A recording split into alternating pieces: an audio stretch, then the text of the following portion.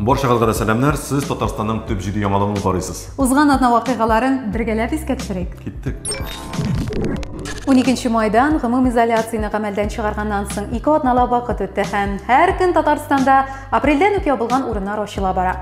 Мисал өчен Дүшәмбедән музейлар һәм китапханәләр, фитнес-клублар һәм бассейннар элеккеге режимда эшли башлады. Әлбәттә, инде аларның барысы да бары тик билгеле бер кагыйдәләргә таянып эшли. Мәсәлән, музей экскурсиясе 5 кешелек төркем өчен генә үткәреләчәк. Ә менә экскурсион төркем белән электрон гид эшләсә, монда инде уннарча кеше керүдә рөхсәт ителә. Фитнес-клубларда исә спорт белән шөгыльләнү тет-а-тет кына узарга тиеш. Ягъни син апрельдә җыелган килоларың һәм инструктор. Шәмбедә планлы амбулатор сырхаухана медицина ярдәме күрсәтелә башлады.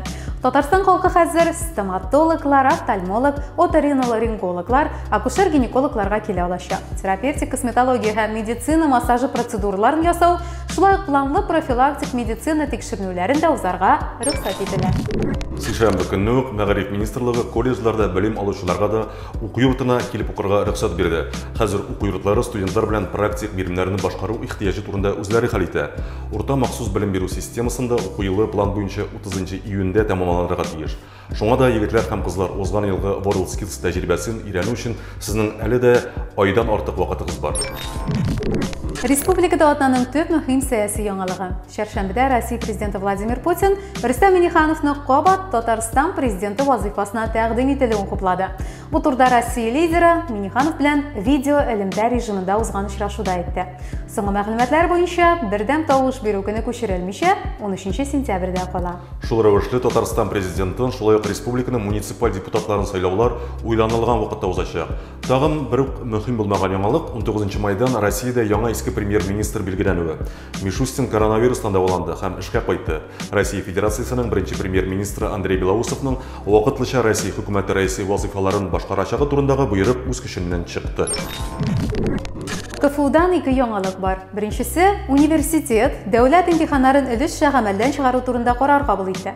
Өлешчә дигәне дәүләт имтиханнарының кайбер әзерлек юнәлешләрендә узачагын аңлата. Шул ук вакытта студентлар имтиханнарны гамәлдән чыгаруга моннан берничә атна элек петиция язып биреште. Дәүләт сынаулары дистанцион рәвештә узган очракта тиешле техник мөмкинлекләр булырга тиешлеге әйтелде.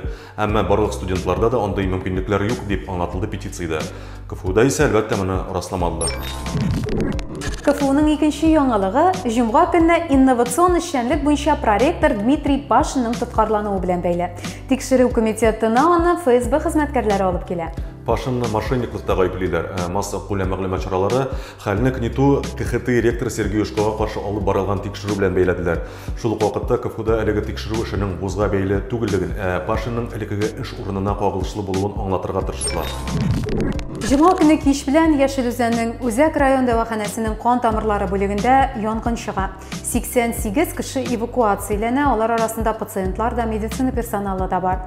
Кызганычка янгында 2 кеше һәлак була. Соңрак төнлә тагын бер кеше җан тәслим кыла. Янгын сәбәбе әле ачыкланмаган. Шул көнне янгын очрагы буенча тикшерү комитеты җинаять эше кузгатты. Татарстан прокуратурасы тикшерү эшен башлаганда инде.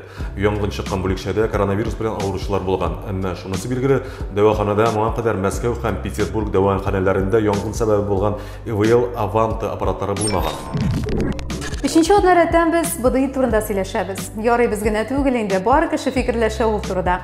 Һәм ниһаять бу мәсьәләдә нукта куелды. Мәгариф мәсьәләләренә кагылышлы киңәшмәдә Россия президенты Владимир Путин бердәм дәүләт имтиханнарының ил күләмендә 29 июньнән башланачагын әйтте. БДИны вузларга быел укырга керергә теләүчеләр тапшырачак. Калган чыгарылыш укучыларына аттестатларны имтиханнарсыз гына тапшырачаклар, диде Путин. Әлеге карар искәрмә булып тора һәм вакытлыча гына. БДИ нәтиҗәләре буенча документларны бер юлы берничә вузга тапшырылачак. Шул ук вакытта шәхси килүдә кирәк булмаячак, диде президент. Менә шулай егетләр һәм кызлар, репетиторларга дигән акчагыз әрәмгә китте. Сез Татарстанның төп җиде яңалыгын карадыгыз. Мөхтәрәм дуслар, сезнең барыгызны да изге Ураза гаете бәйрәме белән тәбрик итәбез. Киләсе очрашуларга кадәр сау булыгыз. Сау булыгыз.